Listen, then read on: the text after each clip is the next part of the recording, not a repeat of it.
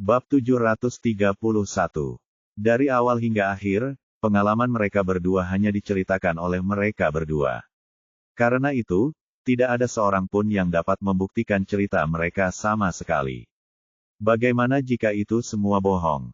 Tanya Wu Xiumin. Terlebih lagi, apa yang mereka katakan benar-benar bertentangan dengan akal sehat. Kapten Dou menyampaikan kekhawatiran serupa. Ya, itu sebabnya kami tidak membawa mereka ke rumah sakit.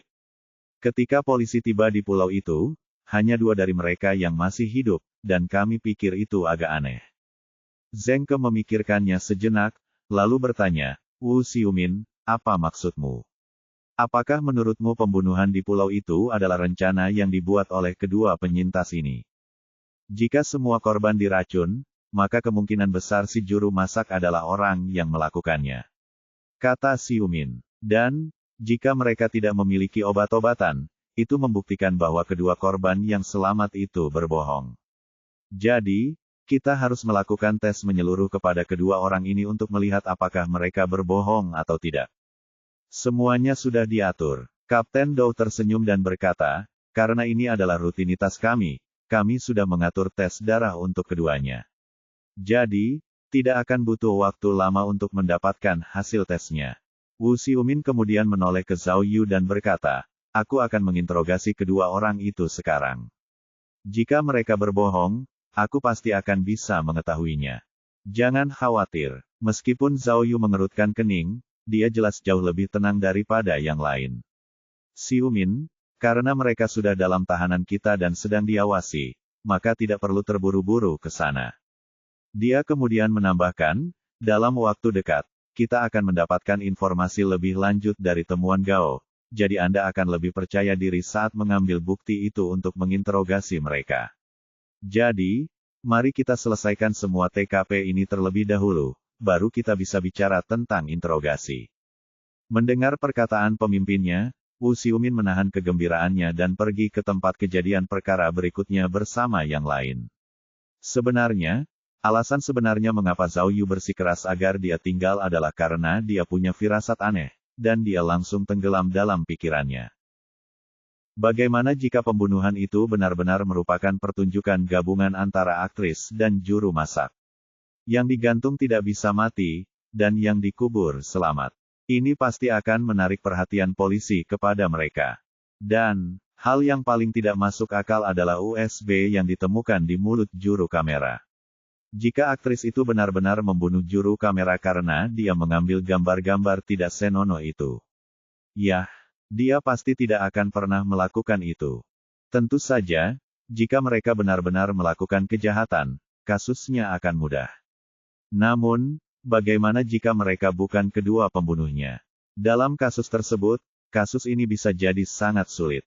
Saat Zhao Yu merenungkan semua faktor ini, dia menyadari betapa pentingnya mengetahui semua fakta dan detail kasus sebelum melanjutkan ke tahap berikutnya. Kemudian, dalam perjalanan ke mercusuar, tempat lokasi kejahatan berikutnya berada, Kapten Dou melaporkan kepada Zhao Yu semua informasi terkini dari kepolisian setempat. Setelah kejadian tersebut, kami segera melaporkan situasi tersebut ke kantor provinsi. Saat itu, petugas mengirim polisi maritim, yang mengambil alih kasus tersebut dan mulai menyelidiki pulau-pulau di sekitarnya. Dia menarik napas, lalu berkata, saat ini, belum ditemukan kapal mencurigakan.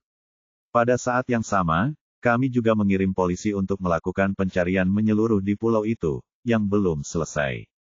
Tapi, sejujurnya, meskipun Pulau Yongjin jauh dari daratan, siapapun dapat mencapai pulau itu jika mereka memiliki sarana transportasi yang sesuai. Dia mendesah. Ini berarti bahwa, setelah pembunuhan itu, si pembunuh punya cukup waktu untuk melarikan diri. Oleh karena itu, sangat mungkin seseorang datang ke pulau ini malam itu juga untuk melakukan kejahatan. Baik orang luar maupun orang lokal, kata Zeng Ke, USB tersebut sudah cukup untuk membuktikan bahwa pembunuhnya pastilah orang yang sangat mengenal kru tersebut. Kapten Dou menggelengkan kepalanya dan bertanya, tapi, kenapa? Lagi pula, mereka hanya kru film. Apa masalahnya? Kenapa pembunuhnya harus membunuh begitu banyak orang? Kami belum bisa memastikannya, kata Zeng Ke. Ada kemungkinan juga seseorang datang ke pulau itu untuk berlibur, dan sesekali bertemu dengan para pembuat film ini, lalu secara acak melakukan perampokan dan pembunuhan. Jangan bicara omong kosong, kata Wu Xiumin. Itu tidak mungkin. Semua korban yang meninggal dengan cara yang berbeda. Jelas bahwa itu tidak ada hubungannya dengan perampokan. Jika itu demi uang, si pembunuh akan memilih cara yang lebih langsung dan mudah untuk membunuh orang. Ya, Kapten Dou setuju. Faktanya, masih ada beberapa dompet, komputer, dan kamera yang tertinggal di tenda. Jadi, sepertinya kita bisa mengesampingkan perampokan sebagai motifnya. Saat Kapten Dou berbicara, mereka bertemu dengan banyak polisi yang sedang mencari bukti. Zhao Yu terkejut menemukan bahwa ada banyak rumah dan bangunan di sisi utara jalan. Beberapa rumah pertama yang terlihat adalah rumah kayu yang sangat tua, yang sebagian besar telah runtuh karena usianya yang sudah tua. Namun, seiring berjalannya waktu, beberapa rumah bata perlahan-lahan mulai terlihat. Rumah-rumah bata ini berada di tengah bangunan, dan terawat dengan baik. Genteng di atap sebagian besar masih utuh, dan cat pintunya belum terkelupas sepenuhnya. Kapten Dou, Zhao Yu tidak dapat menahan diri untuk bertanya ketika dia melihat rumah-rumah itu. Apakah rumah-rumah ini adalah tempat tinggal para penjaga mercusuar? Ya, Kapten Dou membenarkan, sambil menganggukkan kepalanya. Pada tahun 1970-an dan 1980-an, mercusuar memainkan peran yang sangat penting di pulau itu. Para nelayan kuliang semuanya bergantung pada mercusuar untuk membantu mereka menavigasi kapal dengan aman. Namun, sejak tahun 1990-an, perangkat elektronik menjadi sangat populer sehingga pentingnya mercusuar telah sangat berkurang. Kapten Dou mendesah. Meskipun tidak banyak tempat menarik yang unik atau pantai yang indah di pulau ini, beberapa anak muda di Kuliang masih datang ke sini kadang-kadang untuk piknik atau berkemah. Oh, ngomong-ngomong, kadang-kadang di musim panas, sekolah-sekolah setempat bahkan menyelenggarakan perkemahan musim panas. Bahkan, putri saya telah berpartisipasi dalam beberapa. Saat Kapten Dou terus berbicara, mereka berjalan di sepanjang jalan setapak batu yang melewati rumah-rumah bata dan berakhir di mercusuar. Di bawah mercusuar, lampu polisi menyala, memungkinkan semua orang melihat keseluruhan mercusuar, yang jelas-jelas sudah tidak terawat. Akibat erosi angin dan hujan, bagian atas mercusuar semen itu runtuh total. Badan mercusuar penuh dengan retakan. Saya benar-benar lupa berapa tingginya. Seharusnya sekitar 20 meter. Pengelola mercusuar biasa menyalakan mercusuar tua ini setiap malam untuk memandu perahu nelayan pulang dengan selamat, kenang Kapten Dou. Zhao Yu melihat ke arah mercusuar yang hancur dan tampak menyedihkan itu dan bertanya, jadi, mengapa kru film syuting di sini? Apakah mereka sedang membuat film horor? Kapten Dou menggaruk kepalanya dan mendesah. Tuan, tolong jangan katakan itu. Sudah banyak orang yang meninggal di sini. Kalau Anda menyebutkan lebih banyak tentang film horor dan sejenisnya. Tidak, mereka tidak membuat film horor. Itu sebenarnya film sastra. Zheng Ke mengambil ponselnya dan mulai membacakan materi syuting kru kepada yang lain.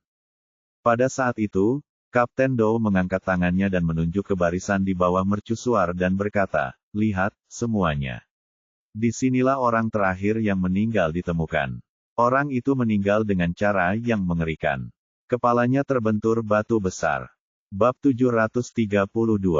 Korban yang meninggal adalah seorang penulis naskah. Namanya Kei Jinda, kata Zheng Ke. Dia cukup terkenal, dan dia telah menulis banyak drama, seperti serial film mini populer Greyhound, yang dia buat bertahun-tahun lalu. Ia kemudian menambahkan, namun, orang ini telah mengalami penurunan dalam beberapa tahun terakhir, dan hanya sedikit karyanya yang diterbitkan. Zheng Ke melihat ponselnya dan berkata, jadi, masuk akal jika dia merendahkan dirinya hingga bergabung dengan kru tingkat rendah. Halo, saya di Pulau Yongjin. Sinyal di sini sangat buruk. Dou Zili menjawab telepon. Karena sinyalnya tidak bagus, dia melompat ke sebuah batu besar dan berteriak ke telepon. Oke, sudah membaik. Bicaralah. Oh, bagus. Itu hebat. Terima kasih banyak. Setelah menutup telepon, Dou Zili melompat dari batu dan berkata kepada Zhao Yu dan yang lainnya, saya baru saja menerima berita bahwa tim penyelam profesional telah dikirim dari kantor Provinsi Tongjiang dan akan tiba besok pagi untuk melakukan pencarian di bawah air. Jika Anda memiliki instruksi khusus untuk mereka, beritahu saya secara langsung. Zhao Yu mengangguk dan bertanya, kita sudah melihat lokasi kejadian semua korban yang meninggal, jadi bagaimana dengan 2 orang yang selamat? Oh, Dou Zili berkata dengan tergesa-gesa, mengenai korban selamat yang terluka parah, dia ditemukan di penahan angin. Pria itu ditemukan tertusuk dan berlumuran darah, tetapi dia kuat. Ketika orang-orang kami menemukannya, dia masih hidup. Saat dia berbicara, Dou Zili mengeluarkan ponselnya, memeriksa pesannya, lalu berkata, dia seharusnya selamat. Jika dia mati, aku pasti sudah menerima pesan sekarang. Kang Leming. Menurut informasi yang tersedia, Zheng Ke memperkenalkan detail pria itu kepada yang lain. Orang ini sangat serba bisa. Dia telah melakukan hampir segalanya. Tata lampu, audio, asisten juru kamera, dan dia bahkan memainkan beberapa peran kecil. Selain itu, dia baru berusia 28 tahun. Apakah penahan anginnya jauh? Zhao Yu bertanya dengan mata berbinar, sambil menatap Dou Zili. Dou Zili pintar, jadi dia langsung mengerti maksudnya. Dia mengangguk dan berkata, tidak jauh. Tapi juga tidak dekat. Letaknya tepat di utara taman, dan kami berjalan kaki selama 10 menit untuk sampai di sana selama pencarian hari itu. Jika kamu berjalan lebih cepat, akan memakan waktu 5 menit. Meskipun kata-katanya agak bertentangan, Zhao Yu dan yang lainnya masih bisa memahami situasinya. Apa yang ingin dia katakan adalah, jika Anda berjalan normal, jaraknya tidak jauh. Namun, jika si pembunuh membawa seseorang, itu pasti tidak bisa disebut dekat. Dalam perjalanan menuju penahan angin, tak seorang pun dari mereka berbicara. Dou Zili menghisap rokok murahnya sambil memimpin jalan sambil membawa senter. Sementara itu, Zhao Yu dan yang lainnya sedang mendiskusikan kasus yang mengejutkan dan aneh itu. Untuk mencapai hutan penahan angin utara, mereka harus melewati daerah yang basah dan terjal. Daerah itu gelap dan licin, jadi mereka tidak bisa berjalan cepat. Karena itu, mereka butuh waktu hampir 1/4 jam untuk mencapai lokasi kejadian. Tak disangka, pada jam selarut ini, masih ada beberapa polisi yang berjaga di sekitar lokasi, semuanya mencari kemungkinan petunjuk yang mungkin ditinggalkan oleh si pembunuh. Melihat Dou Zili memimpin sekelompok orang, polisi langsung menebak identitas Zhao Yu dan yang lainnya, yang membuat mereka bekerja lebih keras. Itu benar-benar tidak mendekati. Zheng Ke terkesiap. Jika pembunuhan itu terjadi tadi malam, pembunuhnya pasti sangat sibuk. Ditambah lagi, gelap dan sulit untuk berjalan. Ada apa dengan pembunuh itu? Mengapa seseorang melakukan hal sejauh itu untuk membunuh orang? Zhao Yu juga bertanya-tanya tentang hal yang sama. Daerah tertekan yang baru saja mereka lewati sangat sulit untuk dilalui, dan jika pembunuhnya membawa orang lain di punggungnya, itu jelas akan menjadi perjalanan yang sangat sulit. Bahkan jika pembunuhnya harus membunuh orang di tempat yang berbeda, akan lebih baik untuk membunuh orang di daerah yang tertekan daripada melakukan perjalanan jauh melalui hutan. Memikirkan semua faktor ini, Zhao Yu harus bertanya-tanya. Mengapa pembunuhnya begitu gigih? Atau, seperti 2 korban lainnya, apakah pembunuhnya sengaja melukai korban alih-alih mencoba bunuh diri? Tetapi, bagaimana si pembunuh bisa begitu yakin bahwa orang yang ditikamnya tidak akan mati? Sebelum Zhao Yu sempat menyuarakan pikirannya, Dou Zili telah membawa mereka ke tempat kejadian. Ada noda darah yang jelas di tanah, yang jelas ditinggalkan oleh orang yang terluka parah. Zhao Yu dan yang lainnya dengan hati-hati mengamati pemandangan dan lingkungan sekitar. Kemudian, Zhao Yu bangkit dan berkata kepada Dou Zili, baiklah, jadi hanya tinggal 1 orang. Ya, kami belum menemukan orang terakhir itu. Tegasnya, pihak perusahaan film telah mengonfirmasi bahwa ada 10 awak kapal di pulau itu. 1 orang yang belum ditemukan adalah seorang aktor muda. Ya, namanya Guo Yihang. Zheng Ke angkat bicara, memberikan informasi lebih spesifik. Dia berusia 27 tahun dan merupakan aktor pendukung. Namun, dalam drama yang sedang mereka syuting, perannya sangat kecil. Ponselnya sudah di-ping, tapi belum ada respons. Dou Zili menambahkan, saya kira itu artinya pria ini adalah pembunuhnya atau korban lainnya. Menurutku yang terakhir lebih mungkin. Kata Zheng Ke. Lagi pula, aktor ini baru saja bergabung dengan pemeran ini, jadi perseteruan apa yang mungkin dia miliki dengan yang lain yang membuatnya ingin membunuh mereka. Sayangnya, karena pembunuh itu menggunakan begitu banyak cara berbeda untuk membunuh orang, aku khawatir situasi orang ini tampaknya tidak terlalu optimis. Pada siang hari, kami membawa anjing pelacak dan menyisir seluruh pulau, tetapi tidak ada yang ditemukan. Kata Dou Zili. Jadi, mereka juga mengirim tim penyelam ke sini. Jika orang ini terbunuh, mungkin. Ponsel Dou Zili tiba-tiba berdering. Secara kebetulan, ponsel Zhao Yu juga berdering pada saat yang sama. Halo, halo, halo, halo. Saat kedua pria itu menjawab telepon, seolah-olah meniru satu sama lain seperti burung beo, Zheng Ke dan Wu Xiumin mengerutkan kening. Mereka bertanya-tanya apa berita ini. Oh, benarkah? Bagus sekali. Aku akan menghubungi Departemen Forensik. Kirimkan lokasi persisnya secepatnya. Dou Zili berbicara di telepon dengan suara keras. Ingat, jika petugas forensik tidak ada di sini, kamu tidak boleh bergerak. Oh, aku tahu. Ada apa? Percakapan Zhao Yu tampaknya berjalan sangat berbeda dari Dou Zili. Benarkah? Apakah itu tertulis di tubuhnya? Yang mana? Oke. Kerja bagus. Aku menunggu. Secara kebetulan, mereka meletakkan ponsel mereka hampir bersamaan. Dou Zili dengan bersemangat memimpin dalam melaporkan percakapannya. Tampaknya, kru menyewa speedboat. Kedua korban selamat mengatakan bahwa, sebelum kecelakaan, speedboat itu diparkir di dermaga Pulau Yongjin, tetapi menghilang setelah kecelakaan. Sekarang, rekan-rekan saya telah menemukan speedboat itu. Dou Zili menambahkan, saya akan meminta tim forensik untuk mengumpulkan bukti dan mengirim seseorang untuk memeriksa monitor di wilayah pesisir. Pria yang mengemudikan perahu itu kemungkinan besar adalah pembunuhnya. Jadi, bagaimana denganmu? Zheng Ke bertanya pada Zhao Yu dengan tergesa-gesa. Pada saat ini, ponsel Zhao Yu berbunyi tanda pesan masuk.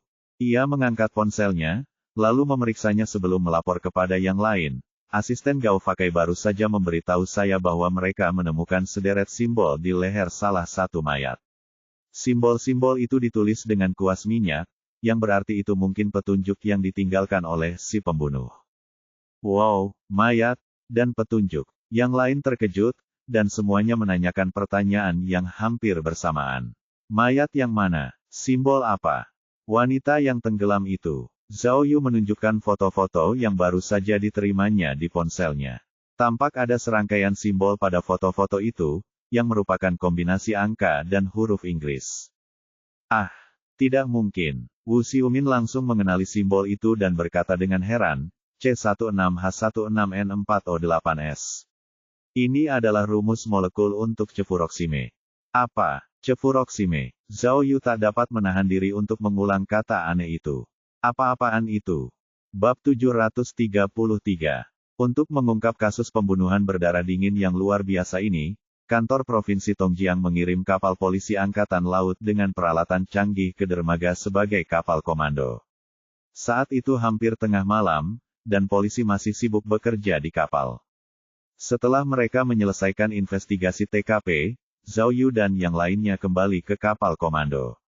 Dulu, ketika mereka sedang menyelidiki dan menangani kasus-kasus besar, tim investigasi khusus yang dipimpin oleh Zhao Yu biasanya bekerja sama dengan polisi setempat. Namun kali ini, di Kuliang, polisi setempat menyerahkan peran komando langsung kepada tim Zhao Yu. Mereka melakukan ini karena mereka ingin memberikan semua kekuasaan dan wewenang kepada Zhao Yu. Meskipun Zhao Yu pandai memecahkan kasus, ia terlalu disibukkan dengan pekerjaan penting dan detail kasusnya sehingga tidak dapat mengatur tugas banyak departemen dengan mudah. Dan, karena kasus ini sangat mendesak, ia tidak punya waktu untuk mengambil begitu banyak tanggung jawab tambahan, yang akan membuatnya kewalahan. Jadi, ia menjelaskan hal ini kepada pejabat setempat, sambil meminta mereka menyiapkan kantor kecil di atas kapal. Dengan begitu, mereka bisa lebih mudah berkonsentrasi pada kasus tersebut. Para pejabat setempat dengan sigap menurutinya, karena mereka belum pernah menghadapi kasus yang begitu kejam. Meskipun mereka mengira bahwa tim investigasi khusus, yang dikirim oleh divisi kriminal, akan bertanggung jawab penuh atas kasus tersebut, setelah mendengar penjelasan Zhao Yu tentang mengapa hal itu tidak mungkin, mereka pun mengerti. Selain itu, mereka tidak akan berani menolaknya, karena bagaimanapun juga, kelompok investigasi khusus adalah kelompok dengan pangkat tertinggi. Dengan mengingat hal itu, mereka tidak hanya mengatur akomodasi terbaik untuk mereka, tetapi mereka juga sengaja mengatur beberapa polisi terpandai mereka untuk membantu mereka. Zhao Yu tahu bahwa 24 jam pertama setelah insiden itu terjadi adalah waktu yang penting untuk memecahkan kasus tersebut. Karena itu, 1 menit pun yang hilang sangat berarti bagi mereka. Jadi, begitu mereka memasuki kantor, mereka segera mulai menganalisis petunjuk yang relevan dari kasus tersebut. Saat itu, Dou Zili pergi untuk menyelidiki speedboat milik kru. Dia yakin bahwa pria yang mengemudikan speedboat kembali ke daratan dari Pulau Yongjin adalah tersangka terbesar dalam kasus ini. Dalam benaknya, asalkan mereka bisa menemukan orang ini, kasusnya akan menjadi jauh lebih jelas. Oleh karena itu, ia mengajukan permohonan penutupan pulau itu saat ia mulai menyelidiki keberadaan tersangka di Kuliang. Awalnya, kedua korban yang selamat ditahan di kapal komando. Zhao Yu dan yang lainnya berencana untuk menginterogasi mereka terlebih dahulu. Namun, sebuah kejadian tak terduga mengacaukan rencana mereka, dan mereka harus mengalihkan perhatian ke masalah lain. Ternyata, setelah tim forensik menemukan USB di mulut juru kamera, mereka juga menemukan sebuah simbol di leher penata rias, serta sebuah salib besar di perut Kei Jinda. Setelah mendengar tentang penemuan baru yang penting ini, Zhao Yu punya firasat bahwa kasus pembunuhan di pulau terpencil ini lebih rumit dari yang ia bayangkan sebelumnya. Jelas, simbol-simbol ini sengaja ditinggalkan oleh si pembunuh, jadi menguraikan makna simbol-simbol ini adalah prioritas utama saat ini. Salib itu juga digambar dengan kuas minyak, kata Zeng Ke sambil menunjuk gambar di layar. Ia kemudian menjelaskan, gambar itu belum kering sebelum tersentuh pakaian, jadi tanda salib itu menjadi sedikit kabur. Jika almarhum masih hidup setelah pembunuh menggambar tanda salib itu, mungkin tanda salib itu akan lebih kabur lagi. Jadi, sangat mungkin pembunuh menggambar simbol ini setelah melakukan pembunuhan. Aneh sekali, Wu Xiumin mengerutkan kening dan berkata, Cefuroxime, dan sebuah salib besar, mengapa pembunuhnya menggambar hal-hal seperti itu? Orang itu telah membunuh orang-orang ini. Jika benda-benda ini benar-benar ditinggalkan oleh si pembunuh, maka Zhao Yu bertanya-tanya sambil melihat tanda silang di layar, si pembunuh mungkin mencoba memberitahu kita sesuatu. Ya, tapi apa? Tanya Wu Xiumin. Cefuroxime hanyalah sejenis obat anti radang sefalosporin, dan juga banyak digunakan. Apa maksud pembunuh itu dengan meninggalkan petunjuk ini? Zeng Ke menunjuk ke komputer sambil mengajukan hipotesis. Bagaimana dengan ini? Nama penata riasnya adalah Qin Hao. Karena formula itu tertulis di lehernya, aku akan melakukan pemeriksaan latar belakang dan melihat apakah orang ini ada hubungannya dengan Cefuroxime. Setelah itu, Zeng Ke mulai mengetik di keyboard. Zhao Yu tiba-tiba teringat sesuatu, lalu menoleh ke seorang polisi yang diutus oleh kepolisian Kuliang dan berkata, tolong bawa kedua foto ini ke ruang interogasi dan lihat apakah kedua korban selamat itu tahu sesuatu tentang Cefuroxime dan salib.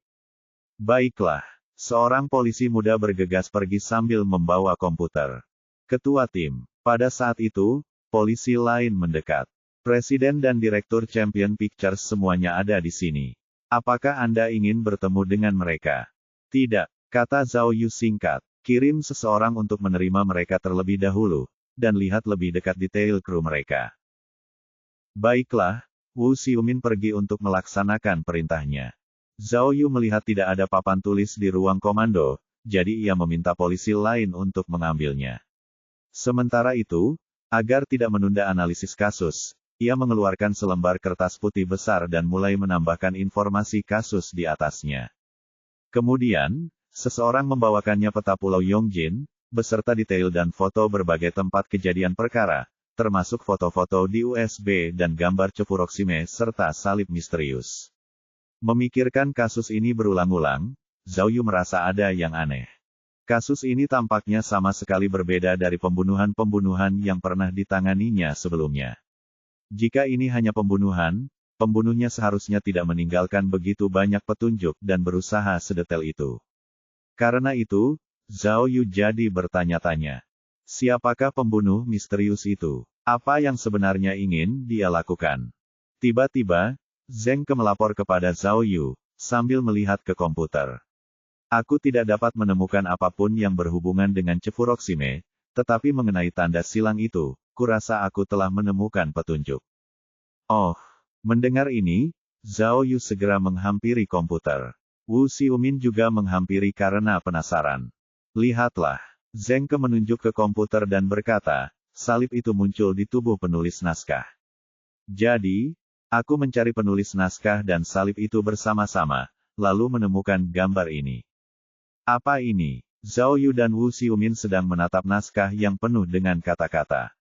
Di tempat kosong pada naskah tersebut, ada tanda panah yang menunjuk ke tanda tambah, dan lebih banyak kata ditambahkan setelah tanda tambah tersebut.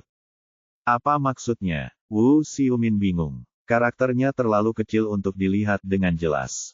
Apa yang ada di sana? Apa yang ditunjukkan gambar ini sebenarnya adalah naskah yang umum digunakan dalam pembuatan film. Aktor, sutradara, penulis naskah, dan asisten semuanya memiliki naskah seperti itu, jelas Zheng Ke. Jadi, saya merasa bahwa salib misterius itu pasti ada hubungannya dengan naskah. Dan, sebelum dia sempat menyelesaikan ucapannya, ponsel Zhao Yu tiba-tiba berdering, dan pada saat yang sama, polisi muda yang diutus sebelumnya kembali. Pimpinan, kata polisi itu dengan bersemangat, sambil memegang komputer. Saya baru saja bertanya kepada kedua orang itu. Aktris itu mengatakan bahwa tanda silang itu mungkin sebenarnya adalah tanda tambah. Rupanya, setiap kali penulis naskah atau sutradara menambahkan alur cerita, tanda tambah akan ditandai pada naskah. Dia juga mengatakan bahwa Kai terkenal karena menambahkan alur cerita tambahan, yang sering membuat para aktor kesal.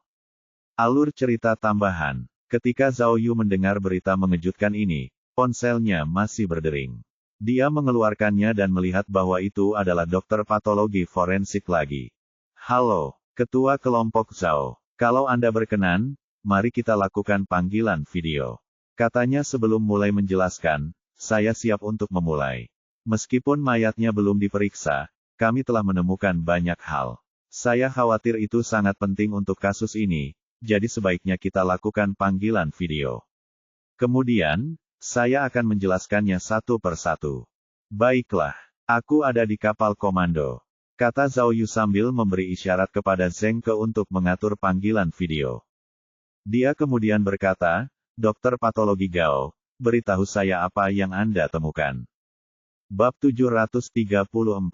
Ponsel. Gao Fakai meminta salah satu asistennya yang cantik untuk meletakkan ponsel beberapa korban yang meninggal di depan mereka. Ia kemudian berkata, kami menemukan beberapa kejanggalan pada ponsel beberapa korban yang meninggal. Semua foto screen saver mereka telah diubah. Asisten saya akan menunjukkan foto-foto itu. Saya harus memeriksa mayat-mayat itu. Setelah itu, Gao Fakai meninggalkan kamera, sementara asistennya yang cantik membuka salah satu ponsel di depan kamera. Ia kemudian mulai memperkenalkan temuan mereka, barang bukti nomor 0049, sebuah ponsel Samsung. Petugas, ponsel ini ditemukan pada korban yang telah meninggal bernama Qian Jin. Setelah memeriksanya, kami dapat memastikan bahwa ponsel itu memang miliknya. Namun, ketika kami menyalakan ponsel ini, kami menemukan bahwa screen savernya telah menjadi seperti ini. Zhao Yu dan yang lainnya memperhatikan dengan saksama saat dia mendekatkan ponsel ke kamera. Kemudian, mereka melihat dengan jelas bahwa screen saver tersebut memiliki 3 angka. 255. Zhao Yu sedikit mengernyit, merasa sedikit aneh. Itu adalah tangkapan layar kalkulator, asisten itu menjelaskan.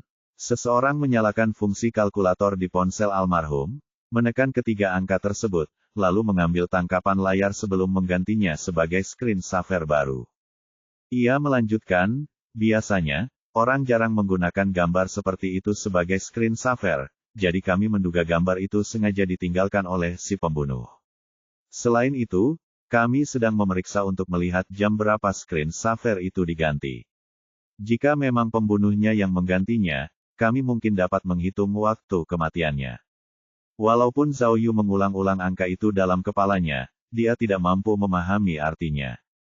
Bukti nomor 0050, ponsel Meiju. Pada saat ini, asisten itu mengambil ponsel kedua dan berbicara di depan kamera. Ponsel ini ditemukan pada orang yang sudah meninggal bernama Xie Hao, dan juga telah dipastikan bahwa ponsel itu miliknya. Namun, ketika kami membukanya, kami menemukan bahwa screensaver telah diganti dengan ini. Ketika semua orang melihatnya dengan saksama, mereka terkejut. Tidak lagi. Wajah Wu Xiumin memerah karena malu. Tanpa diduga, screensaver itu adalah gambar cabul seorang pria dan wanita di tempat tidur, keduanya telanjang. Pria itu jelas adalah aktor Xie Hao, sedangkan wanita berambut panjang itu hanya ditampilkan dari belakang, jadi sejauh ini mereka belum dapat mengenalinya. Astaga, siapa yang menggunakan gambar ini sebagai screensaver? Dasar mesum. Ini mengingatkanku pada. Zhengke menggelengkan kepalanya, tetapi tidak berkedip sama sekali saat menatap gambar itu. Tidak, Zhao Yu melihat lebih teliti daripada Zhengke, lalu menunjuk ke gambar dan berkata, lihatlah wajah Xie Hao dengan saksama. Jelas sekali dia memakai riasan. Dan, gerakannya terlalu berlebihan. Hampir mustahil untuk bertindak seperti itu. Zhao Yu tidak berminat untuk memberikan penjelasan terperinci, jadi dia menyatakan kesimpulannya dengan sederhana. Dengan kata lain, saya pikir ini sebenarnya adalah rekaman adegan sungguhan. Mereka jelas-jelas merekam adegan sungguhan dan profesional. Oh, Zhengke tiba-tiba menyadari hal ini juga. Jika itu memang adegan film sungguhan, aku seharusnya bisa mencarinya. Asisten, tolong kirimkan aku foto-foto ini secepatnya. Baiklah. Kami akan segera mengunggahnya ke cloud Anda, kata asisten itu, tetapi dia tidak mematikan videonya. Sebaliknya, dia terus membagikan temuan mereka. Petugas, harap perhatikan bukti nomor 23. Itu adalah pistol sinyal.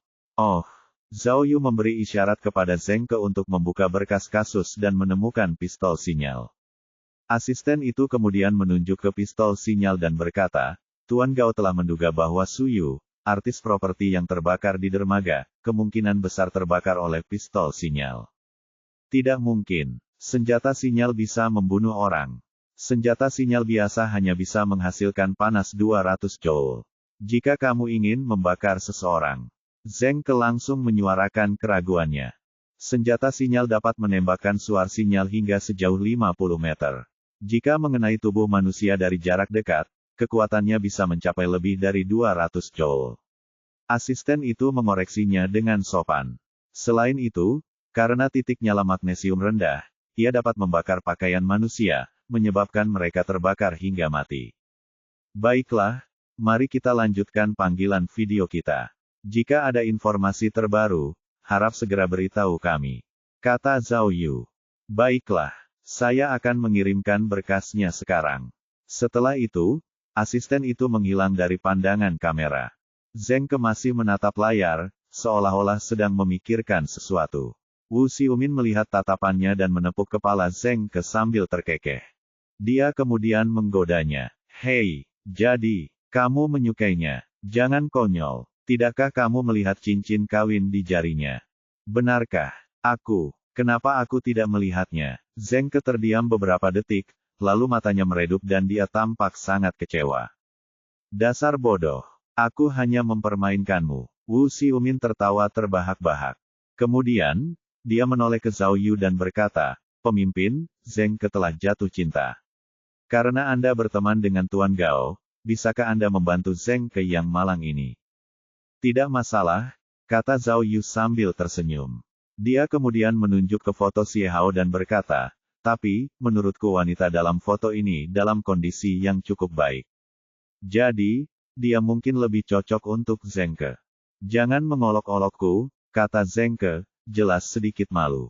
Baiklah, cukup basa-basinya. Kembali bekerja. Ayo cepat cari tahu siapa wanita ini. Zhao Yu berpura-pura marah, sementara Zheng Ke, yang teringat akan tugasnya, mulai mengetik di papan ketik komputer.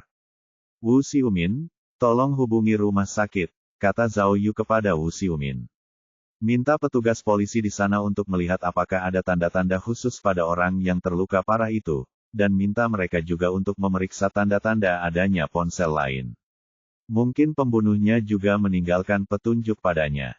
Oh, ya, Wu Xiumin langsung setuju. Jika pembunuhnya meninggalkan petunjuk pada semua orang, maka Zhao Yu berpikir sejenak, lalu tiba-tiba berkata kepada polisi setempat yang hadir, kalian, bawa kedua korban selamat ke sini sekarang juga. Aku ingin berbicara dengan mereka secara pribadi.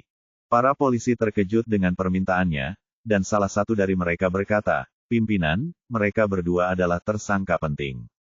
Jika mereka meninggalkan ruang interogasi tanpa izin, lakukan saja apa yang kukatakan. Zhao Yu menunjuk ke banyak komputer dan berkata, aku tidak bisa membawa benda-benda ini untuk melihatnya, bukan? Jadi, cepatlah dan bawa kedua orang ini kepadaku. Pergi. Oh, oke. Para polisi itu tidak berani melawan, jadi mereka segera melakukan apa yang diperintahkan Zhao Yu.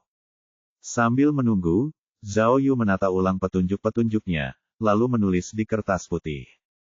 USB, cefuroxime, salib misterius, 255, foto-foto cabul. Ketika dia selesai menulis hal-hal tersebut, meskipun petunjuk-petunjuknya masih tampak kurang jelas, sebuah pikiran muncul di benaknya. Oh, mungkin pembunuhnya meninggalkan benda-benda ini bukan untuk meninggalkan petunjuk bagi polisi, tetapi untuk menunjukkan sesuatu kepada polisi. Bab 735.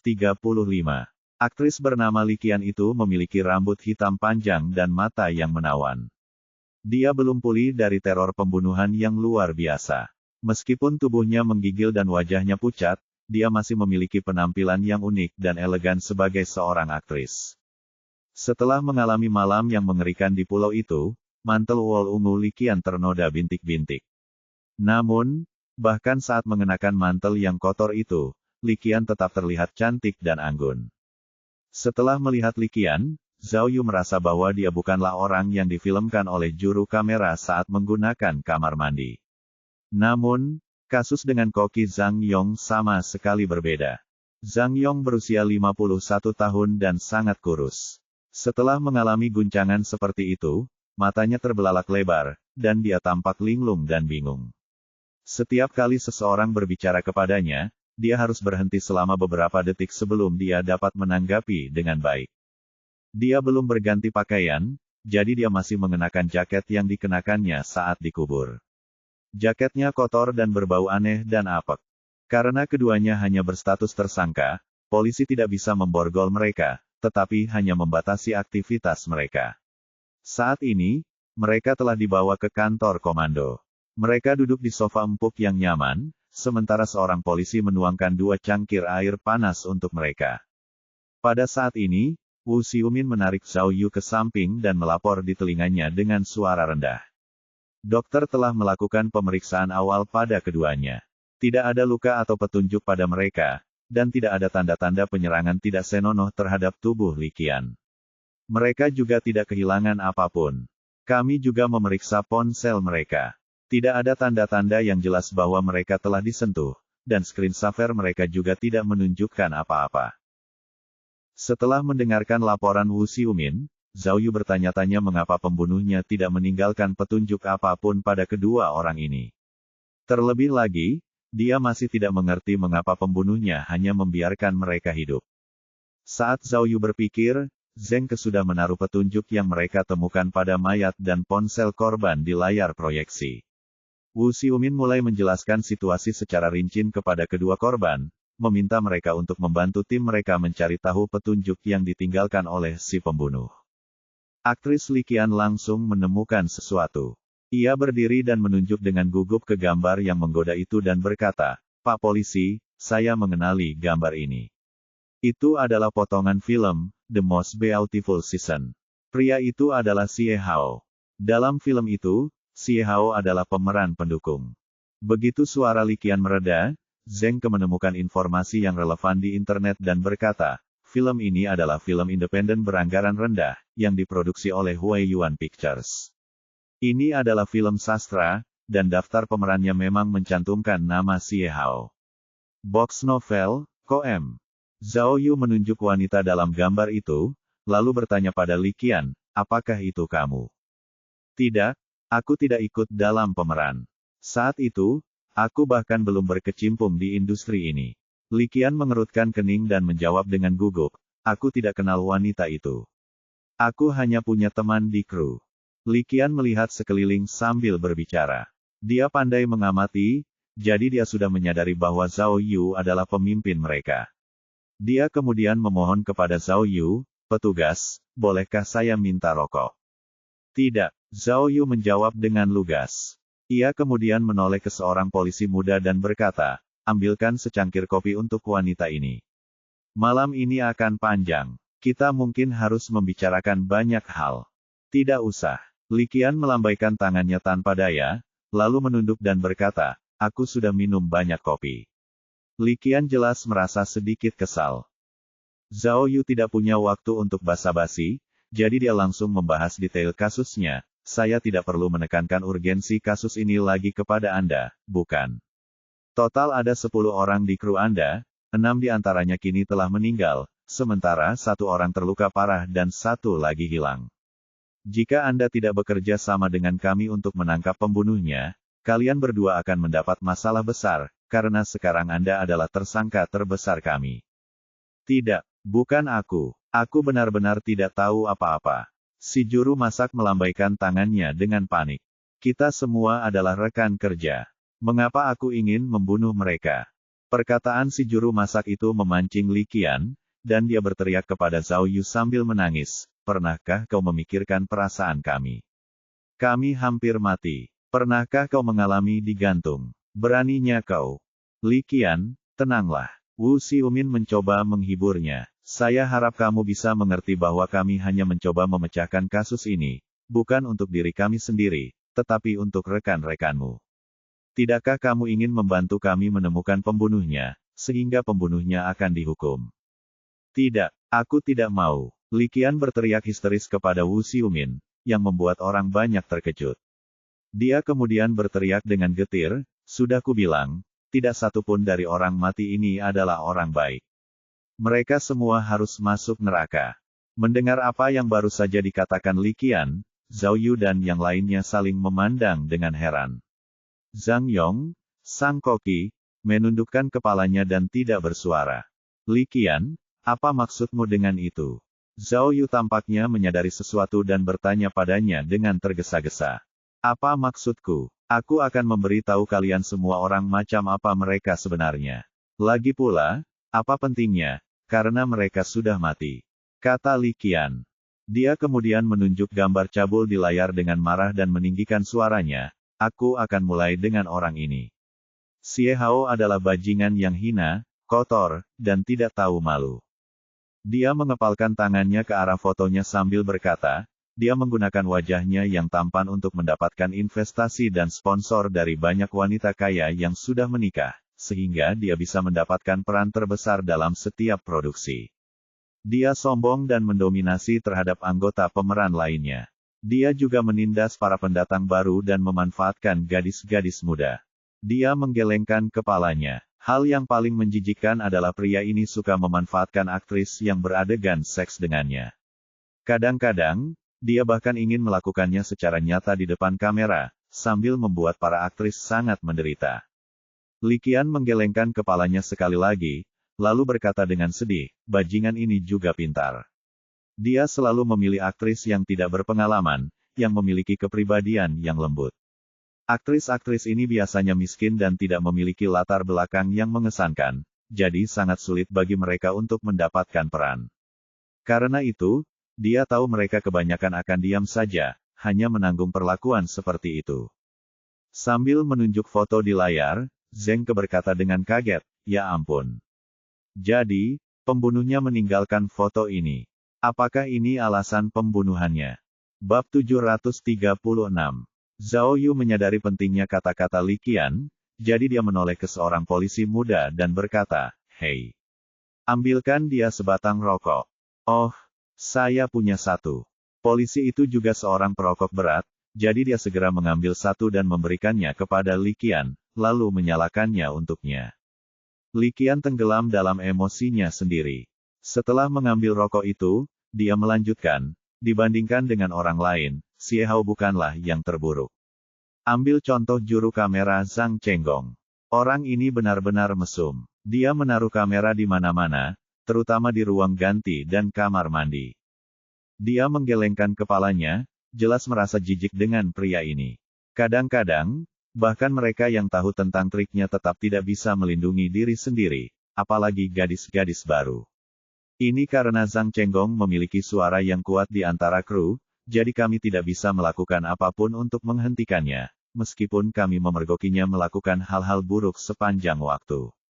Dia memutar matanya, lalu melanjutkan. "Dia vulgar, dan jika kamu menyinggung perasaannya, dia akan berusaha keras untuk menunjukkan kesalahanmu saat dia sedang syuting dengan menggunakan sudut-sudut yang aneh dan sebagainya. Jadi, tidak ada aktor yang berani menyinggung perasaannya." Li Qian mengepalkan tangannya dan berkata, "Kudengar si cabul ini tidak hanya mengambil foto aktris, tetapi juga menjualnya dengan harga tinggi kepada teman-temannya atau situs web porno. Banyak aktris yang difilmkan secara diam-diam olehnya." Mendengar ini, Zhao Yu menelan ludah. Zhang Chenggong ini benar-benar jahat. Dia tidak menyangka bahwa ada begitu banyak rahasia tersembunyi di antara kru yang tampaknya normal ini. Di USB milik Zhang Chenggong, selain video-video aktris tersebut, Zhao Yu juga menemukan beberapa video lainnya.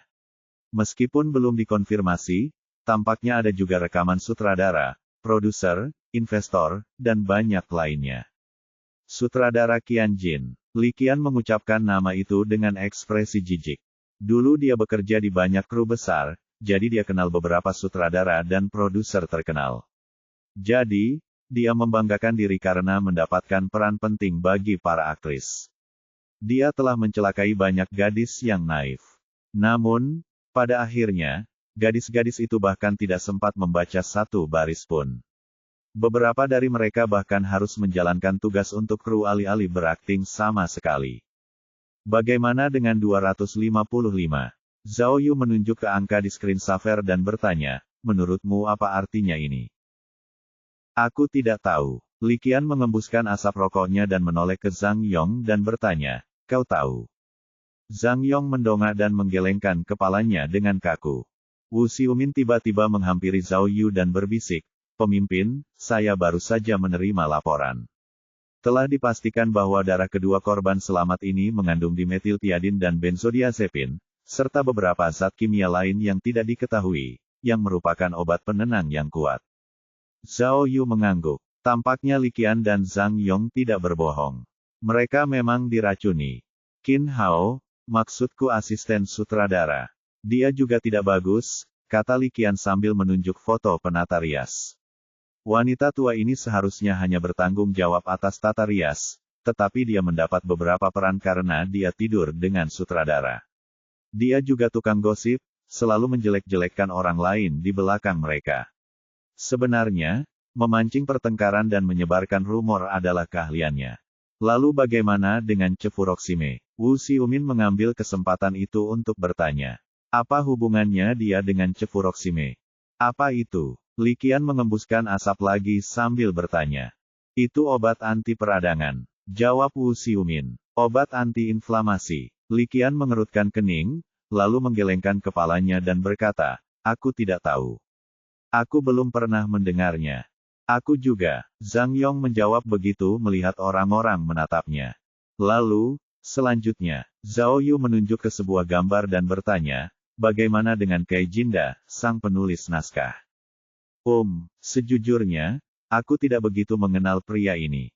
Li Qian menggelengkan kepalanya dan berkata, "Ini adalah kolaborasi pertama kami. Kami tidak saling mengenal sebelumnya. Aku hanya tahu dia dulu cukup terkenal, tetapi kemudian karyanya tidak populer lagi. Itulah sebabnya dia bergabung dengan kru kami." Dia lalu menambahkan, seolah baru saja mengingat sesuatu, "Oh, ngomong-ngomong, aku melihat tanda tambah itu. dengan garis pendek di bawahnya. Dia lalu menunjuk tanda tambah di layar. Setiap kali dia menambahkan adegan, dia selalu menggambar tanda seperti itu di naskah. Salib misterius itu adalah tanda tambah, yang berarti adegan tambahan telah ditambahkan. Semua orang yang baru saja mendengarnya bertanya-tanya, apakah ini alasan Kei Jinda terbunuh? Berapa banyak adegan tambahan yang biasanya harus kamu lakukan? Bisakah kamu ceritakan lebih banyak tentang itu? Tanya Zhao Yu. Banyak sekali, kata Li Qian. Kei Jinda sangat peduli dengan kesempatan ini. Orang-orang mengatakan bahwa dia telah mempersiapkan naskah selama 2 tahun, karena dia ingin kembali. Perusahaan kami juga sangat optimis. Meskipun ini bukan produksi besar, alur ceritanya sangat istimewa dan berani. Ini adalah pertama kalinya saya menerima naskah yang begitu unik. Zheng keangkat bicara saat itu, aku sudah membaca naskah Laitos. Itu hanya naskah biasa. Bagian khusus apa yang kau maksud? Li Qian mengerutkan kening dan berkata, ya, naskahnya sangat sederhana. Tetapi setelah syuting dimulai, saya merasa semuanya menjadi sangat rumit. Wu Xiumin tidak dapat menahan diri untuk tidak menyela. Baiklah, haruskah kita selesaikan dulu pembicaraan tentang para korban? Kita bisa bicarakan rencananya nanti. Baiklah. Jadi, Zheng Ke mengklik beberapa kali, karena hanya ada beberapa gambar yang tersisa. Nah, ini korban terakhir yang meninggal, yaitu artis properti Suyu. Suyu. Setelah melihat foto Suyu, Li Qian tak kuasa menahan tangisnya. Suyu terbakar sampai mati. Pasti sangat menyedihkan. Ya, imbuh Zhang Yong. Jika ada orang baik di kru, Suyu adalah salah satunya. Aku tidak tahu mengapa pembunuhnya membunuhnya. Li Qian menyeka air matanya sambil berbicara, dia benar-benar orang baik. Dia tekun, pekerja keras, dan tidak pernah mengeluh. Dia mengerjakan properti dan mengurus tugas, dan dia selalu tersenyum. Mendengar apa yang baru saja dikatakan Li Qian dan Zhang Yong, Zhao Yu tenggelam dalam pikirannya. Sejauh ini, Departemen Forensik belum menemukan petunjuk apapun pada tubuh Suyu. Oleh karena itu, mereka menduga bahwa Suyu mungkin bukan target pembunuhnya. Faktanya, saat Suyu terkena dan terbakar oleh senjata sinyal, mereka bertanya-tanya. Apakah kematian Suyu merupakan kecelakaan? Saat Zhao Yu sedang memikirkan kemungkinan ini, Wu Xiumin tiba-tiba mengangkat telepon genggamnya dan berteriak kaget, benarkah? Setelah memastikan informasi itu, dia berkata kepada Zhao Yu dengan penuh semangat, pemimpin. Ada berita dari rumah sakit. Kang Leming yang terluka parah baru saja bangun. Selain itu, dia sudah menyebutkan nama pembunuhnya. Bab 737. Tidak mungkin. Ketika Wu Xiumin menyebutkan nama pembunuhnya, Li Qian tidak dapat mempercayainya. Bagaimana mungkin dia? Mengapa? Chef Zhang Yong juga berpendapat serupa. Pemuda itu sangat lembut. Bagaimana mungkin dia pembunuhnya? Ini pengakuan Kang Leming sendiri. Kecuali dia berbohong, itu tidak mungkin salah. Wu Xiumin menunjuk ke layar dan berkata, pembunuhnya adalah orang yang menghilang. Guo Yihang. Guo Yihang, 27 tahun, seorang aktor, lulus dari sekolah film dan televisi Nanjiang dan tinggal di Kabupaten Fuyuan, Kota Kaohai. Zheng Ke membacakan informasi tentang Guo Yihang. Saat Zhao Yu mendengarkan Zheng Ke membaca latar belakang Guo Yihang, dia tenggelam dalam pikirannya. Tidak pernah terlintas dalam benaknya bahwa pembunuhnya dapat terungkap begitu cepat, karena dia sangat teliti dalam membunuh orang. Zhao Yu masih tidak dapat mempercayainya. Bagaimana bisa begitu kebetulan bahwa Guo Yihang menghilang, sementara Kang Leming baru saja menunjukkan bahwa dialah pembunuhnya. Mungkinkah ini benar adanya? Yah, meskipun dia lebih tua dariku, pemuda itu tetaplah seorang anak laki-laki. Kata Li Qian, saat kami syuting, mulutnya tak kuasa menahan diri untuk tidak gemetar saat menciumku. Aku sengaja menjulurkan lidahku, yang membuatnya semakin gemetar. Li Qian mengembuskan asap rokok sambil mengungkapkan keraguannya, bagaimana mungkin orang yang pemalu dan naif seperti dia bisa menjadi seorang pembunuh. Zhang Yong setuju. Ya, anak ini juga baru di kru kita. Jadi, mengapa dia membunuh begitu banyak orang yang bahkan tidak dikenalnya? Tepat setelah Zhang Yong selesai berbicara, ponsel Zhao Yu berdering. Kapten Dou yang menelepon, dan kecemasannya langsung terlihat dari suaranya. Pimpinan Zhao, saya baru saja mendengar kabar terbaru dari rumah sakit, kan? Tanya Kapten Dou dengan penuh semangat. Orang yang terluka mengatakan bahwa pembunuhnya adalah orang yang hilang, Guo Yihang. Jadi, saya segera mengeluarkan surat perintah penangkapannya. Zhao Yu berpikir sejenak dan berkata, baiklah, ya. Kau harus menemukan pria ini terlebih dahulu. Tapi, apakah kau menemukan sesuatu di sana? Kami menemukan speedboat itu. Speedboat itu terdampar di pantai yang jauh dari kota. Kami tidak punya banyak kamera pemantau di area itu, tetapi kami masih mencarinya. Kata Kapten Dou. Ia kemudian menambahkan, sekarang setelah kami yakin bahwa pengemudi itu pasti Guo Yihang, kami telah menutup seluruh wilayah Kuliang, serta mengirim orang ke kampung halaman Guo Yihang. Anda dapat yakin bahwa jika anak ini benar-benar melakukannya, kami akan menangkapnya. Bagus, kata Zhao Yu. Setelah menutup telepon, Zhao berpikir sejenak, lalu menoleh ke Wu Xiumin dan berkata, silakan hubungi rumah sakit lagi. Minta catatan medis Kang Leming. Wu Xiumin segera bertanya dengan suara rendah, pemimpin, apakah Anda curiga Kang Leming berbohong? Zhao Yu dengan belak-belakan mengungkapkan keraguannya, menurutku ini masih terlalu aneh. Berdasarkan bagaimana keenam orang itu terbunuh, menurutku pembunuhnya pasti seorang profesional. Jadi, bagaimana mungkin orang yang berpengalaman seperti itu bisa meninggalkan saksi yang bisa mengidentifikasinya? Zhao Yu melanjutkan, Kang Leming memiliki banyak luka tusuk. Karena itu, pembunuhnya tidak punya alasan untuk mengampuni nyawanya. Kalau begitu, aku akan mengambil catatan medisnya. Dan, satu hal lagi.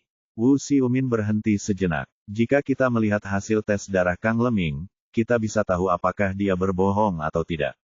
Jika dia juga minum obat penenang, itu berarti dia berkata jujur. Jika tidak, maka kita harus berbicara serius dengannya. Saat Wu Xiumin menelepon untuk menanyakan rekam medis, Zhao Yu bertanya kepada Li Qian dan Zhang Yong tentang Guo Yihang. Keduanya berkata bahwa mereka tidak tahu banyak tentang aktor baru itu, hanya saja dia sering memakai headphone dan jarang berkomunikasi dengan yang lain. Bagaimana dengan Kang Leming? Zhao Yu kemudian bertanya tentang orang yang terluka parah. Dia juga melakukan banyak hal, seperti mengurus keperluan, membantu juru kamera, mengatur pencahayaan, dan tata suara. Kali ini, Zhang Yong yang memimpin dalam menjawab pertanyaan Zhao Yu. Lagi pula, pria ini pandai menyenangkan orang lain. Karena itu, para sutradara dan penulis naskah sangat menyukainya. Zhang Yong, menurutku dia punya lidah yang licin. Li Qian memberikan pendapat yang berbeda. Pikirkan tentang tatapan matanya yang licik. Kurasa kau tidak tahu apa yang dia lakukan di belakang kita. Apa maksudmu? Tanya Zhao Yu. Pemimpin, laporannya sudah sampai.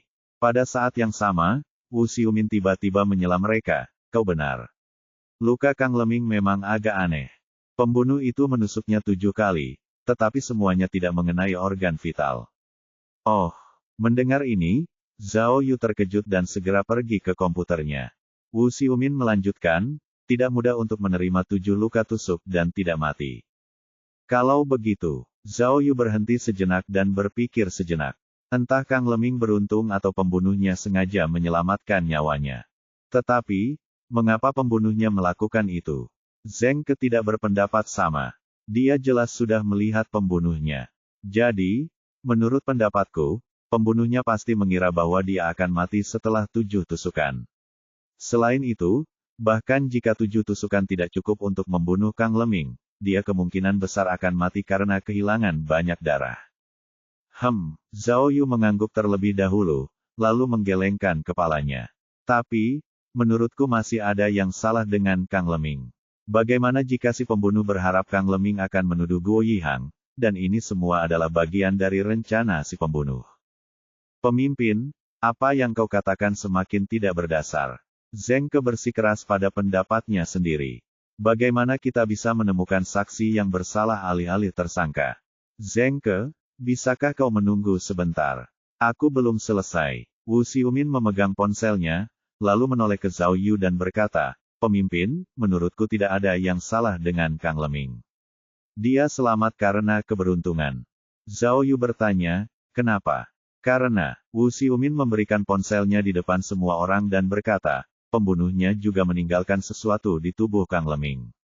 Semua orang terkejut saat melihat ponsel itu dengan saksama.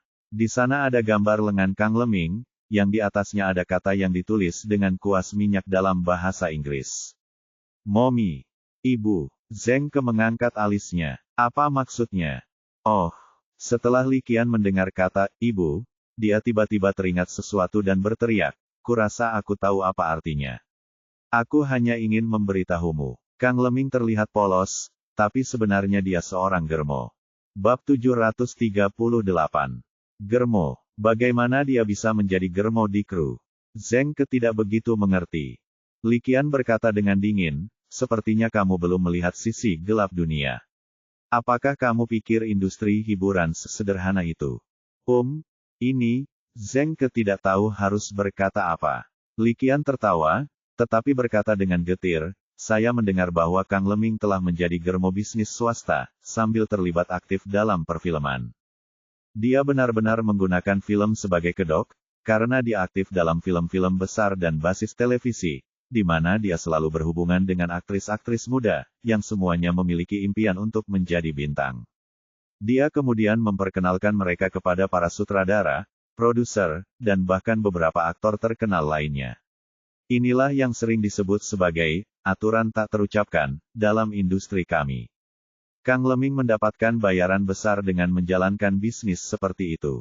Aku tidak begitu mengerti." Zheng Ke bertanya dengan ragu, "Siapa yang membiayai bisnis germo semacam ini?"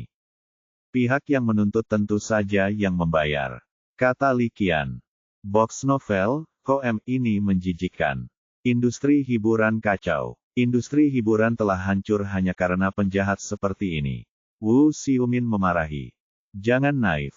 Ini semua hanya soal mengambil apa yang dibutuhkan. Di mana ada permintaan, di situ ada perdagangan," kata Li Qian terus terang. Ia lalu menambahkan, "Sebenarnya, bagus juga jika bisa mendapatkan apa yang diinginkan setelah bertransaksi. Namun, kebanyakan aktris yang ditipu akhirnya tertipu, berkorban banyak, tetapi tidak mendapat banyak balasan." Li Qian tertawa getir. "Sedangkan aku cukup beruntung karena punya pekerjaan, jadi aku tidak akan kelaparan dalam waktu dekat." Ia kemudian melanjutkan, "Ada miliaran orang di dunia. Bintang-bintang besar yang Anda lihat di TV hanyalah sebagian kecil dari mereka yang beruntung. Jika Anda bukan orang yang berkuasa dan ingin menjadi terkenal, peluang Anda bahkan lebih rendah daripada memenangkan lotre." Perkataan Li Qian membuat yang lain merasa sedih. Setelah beberapa saat, Li Qian berkata dengan sungguh-sungguh, "Tetapi, saya baru saja mendengar semua ini dari orang lain. Jadi, saya tidak dapat menjamin bahwa semua hal ini benar. Anda dapat bertanya kepada rekan-rekan saya tentang apa yang telah saya katakan. Saya akan memberitahu Anda nama-nama mereka." Meskipun demikian, rumor menyebar karena suatu alasan, dan karena begitu banyak orang mengatakan hal-hal yang persis sama, saya pikir itu setidaknya sebagian benar. "Ibu." Wu Xiumin merenungkan kata itu sejenak, lalu berkata, "Seorang germo wanita dipanggil ibu. Jadi, pembunuh itu memberitahu kita bahwa Kang Leming adalah seorang germo, bukan? Itulah sebabnya dia akan membunuh Kang Leming." "Mungkin." Zhao Yu mengerutkan kening dan berkata. "Namun, hanya karena itu, seharusnya tidak cukup bagi seseorang untuk melakukan pembunuhan. Mungkin ada makna yang lebih dalam pada petunjuk yang ditinggalkan oleh si pembunuh." Setelah mempertimbangkan dengan saksama, Zhao Yu berkata kepada Zheng Ke, "Kirim lebih banyak polisi untuk mencari tahu lebih banyak informasi dari 10 anggota kru, terutama Guo Yihang. Lakukan sesegera mungkin, dan semakin rinci semakin baik. Perhatikan juga kesamaan di antara mereka, serta kesamaan petunjuk yang ditinggalkan oleh si pembunuh." "Baiklah." Zheng Ke langsung setuju. Li Qian dan Zhang Yong. Zhao Yu menoleh ke arah dua orang yang selamat. "Kalian berdua sebaiknya memberitahuku apa yang ditinggalkan pembunuh itu pada kalian berdua. Apakah ada simbol di tubuh kalian, gambar aneh tambahan di ponsel kalian, dan sebagainya. Tidak ada apa-apa. Li Qian memeluk bahunya dan berkata, anak buahmu sudah menggeledahku, dan ponselku sudah diberikan kepadamu. Milikku juga, kata Zhang Yong. Dia kemudian bertanya, Pak Polisi, jika pembunuhnya benar-benar Guo Yihang, apakah kita bebas pergi? Istri saya sakit, dan dia menunggu saya kembali dan merawatnya. Selain itu, ibu mertua saya sudah tua. Saya juga mengkhawatirkannya. Jangan khawatir, kamu bisa pulang setelah informasinya terkumpul sepenuhnya. Tolong pahami ini. Bagaimanapun, hal sebesar ini telah terjadi, jadi kamu perlu menunggu sedikit lebih lama. Wu Xiumin mencoba menghiburnya. Zhang Yong berkata dengan cemas, tapi, justru karena hal besar seperti ini terjadi, keluargaku pasti sangat mengkhawatirkanku. Aku mohon, tolong biarkan aku pulang lebih awal. Wu Xiumin ingin mengatakan sesuatu lagi, tetapi Zhao Yu menyela, hei, mengapa kamu terburu-buru pergi? Apakah kamu menyembunyikan sesuatu dari kami? Aku, tidak. Zhang Yong langsung berkeringat. Baiklah. Zhao Yu kemudian menunjuk ke layar dan berkata, setelah pembunuh membunuh juru kamera, dia meninggalkan USB penuh video padanya. Sekarang, bisakah kalian berdua menonton semua video itu dan melihat apakah ada yang salah dengan video-video itu?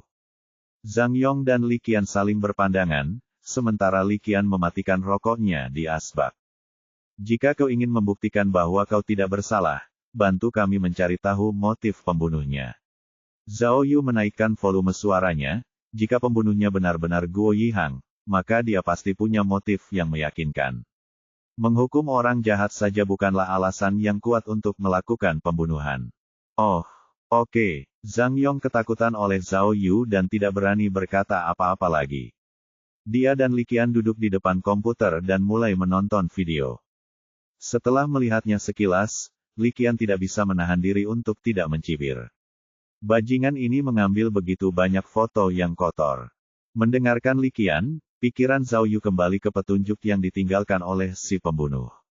Sekarang, dia tahu apa arti USB, salib, foto cabul, dan ibu.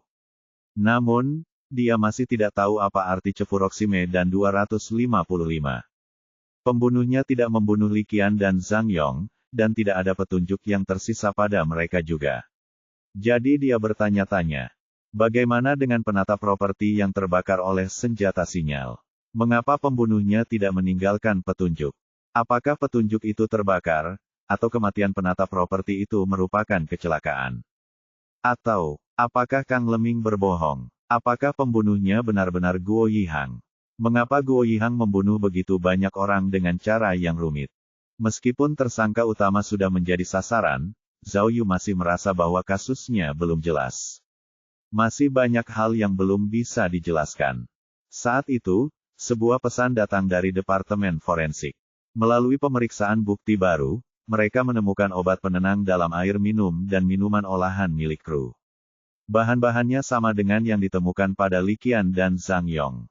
Ini jelas menunjukkan bahwa si pembunuh telah melakukan persiapan matang sebelumnya, sehingga ia dapat melancarkan aksi pembunuhannya.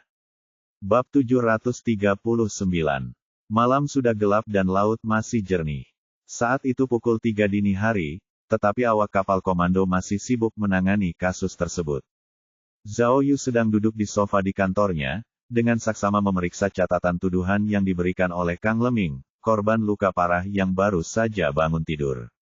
Kang Leming mengklaim bahwa, pada malam kecelakaan, ia tidur sangat awal dan tidur sangat nyenyak.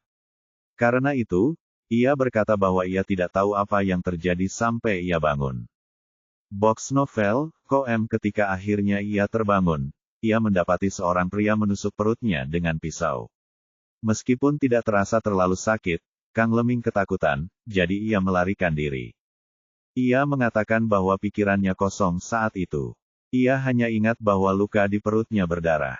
Ia juga mengatakan bahwa ia tidak dapat menutupinya dengan tangannya, dan dalam kepanikannya, ia bahkan tidak tahu kemana ia akan pergi. Ia hanya ingat bahwa ia sering terjatuh di sepanjang jalan, kepalanya sering terbentur. Namun, pria berpisau itu terus mengejarnya, yang membuatnya semakin panik. Sayangnya, saat ia menabrak penahan angin, pria itu akhirnya berhasil menyusulnya. Pria itu tidak berbicara kepadanya, tetapi langsung menusuknya, berulang kali. Kang Leming menjerit, tetapi tidak dapat menghentikannya. Setelah ditusuk beberapa kali, ia perlahan-lahan kehilangan kesadaran. Namun, meskipun hari sudah gelap gulita dan Kang Leming ketakutan setengah mati, ia mengaku mengenali pria yang telah menikamnya. Ia mengatakan bahwa pria itu adalah Guo Yihang, seorang aktor di kru tersebut.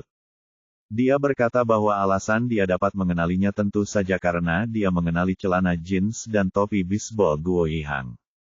Meskipun dia tidak melihat wajahnya dengan jelas, dia memastikan bahwa pria itu memiliki tinggi dan bentuk tubuh yang sama dengan Guo Yihang. Oleh karena itu, Kang Leming yakin bahwa pembunuhnya adalah Guo Yihang. Saat membaca ini, Zhao Yu tidak dapat menahan diri untuk tidak mengerutkan kening. Meskipun kesaksian Kang Leming jelas, dia telah mengakui bahwa dia tidak melihat wajah pembunuhnya dengan jelas. Jadi, Zhao Yu bertanya-tanya, bagaimana jika pembunuhnya mengenakan pakaian Guo Yihang? Di tengah malam yang gelap dan suasana yang berbahaya, mungkinkah Kang Leming mengenali orang yang salah? Memikirkan hal-hal ini, Zhao Yu menggelengkan kepalanya. Dia tidak tahu mengapa dia punya ide seperti itu. Apakah karena ada begitu banyak kasus aneh sehingga saya tidak percaya bahwa kasus ini bisa sesederhana itu? Atau, dari lubuk hati saya, apakah saya benar-benar tidak berpikir bahwa Guo Yihang adalah pembunuhnya? Bagaimana saya bisa memiliki naluri seperti itu? Apakah saya terlalu memikirkan hal ini? Saat Zhao Yu kebingungan, seorang polisi setempat tiba-tiba masuk. Ia membawa kantong plastik. Setelah menyapa Zhao Yu dengan sopan, ia menghampiri Li Qian dan Zhang Yong. Saat itu, mereka masih duduk di depan komputer, menonton video juru kamera. Begitu sampai di sana, polisi berkata, "Maaf, barang-barang Anda ada di sini. Silakan lihat, lalu Anda boleh mengambilnya kembali." Ternyata polisi itu membawa tas bukti yang berisi barang-barang pribadi Li Qian dan Zhang Yong. Keduanya sama sekali tidak ingin menuruti perintah, tetapi mereka dengan patuh mengeluarkan barang-barang mereka, lalu meletakkannya di atas meja. Ada ponsel, dompet, tas, dan sebagainya. Setelah memeriksa semuanya dan mengambil kembali barang-barangnya, Li Qian mengeluarkan ponselnya dan sebungkus rokok. Dia kemudian pergi ke D yang terhubung dengan kantor Zhao Yu. Melihat Li Qian pergi, polisi muda yang bertugas mengawasinya bergegas mengikutinya. Meskipun Li Qian telah dibebaskan dan bukan lagi tersangka resmi, mereka sekarang harus menjaganya tetap aman, karena dia adalah saksi penting. Zhao Yu tiba-tiba teringat sesuatu, jadi dia berdiri dan memberi isyarat kepada polisi muda itu untuk berhenti. Karena polisi itu cukup pintar, dia langsung mengerti maksud Zhao Yu dan diam-diam mundur. Zhao Yu kemudian mengikuti Li Qian ke dek. Angin selatan bertiup kencang. Zhao Yu mengancingkan jasnya dan perlahan berjalan mendekati Li Qian. Li Qian sudah menyalakan sebatang rokok. Sambil meniupkan asap rokok, dia memeriksa pesan dan teks yang belum dibaca di ponselnya. Karena tidak menemukan informasi penting, ia segera menyimpan ponselnya dan menatap ke arah laut yang jauh. Awan menutupi bulan di langit dan lautnya gelap dan dalam. Li Qian menatap permukaan laut sambil mengerutkan kening. Tidak seorang pun dapat mengetahui apa yang sedang dipikirkannya. Zhao Yu menatap wajahnya dari samping. Cahaya yang datang dari kantor memantul di pipinya yang halus, menciptakan estetika yang unik. Orang sering berkata bahwa, jika Anda selamat dari bencana, Anda akan diberkati. Zhao Yu memulai pembicaraan. Jangan terlalu tertekan. Bencana ini mungkin memberi Anda kesempatan. Mendengar kata-kata Zhao Yu yang menenangkan, Li Qian menoleh dan menatapnya sambil tersenyum pahit. Dia kemudian berkata, "Kamu tidak mengerti. Orang-orang di dunia hiburan percaya tahayul. Aku khawatir tidak akan ada yang berani mempekerjakanku untuk peran apapun di masa depan."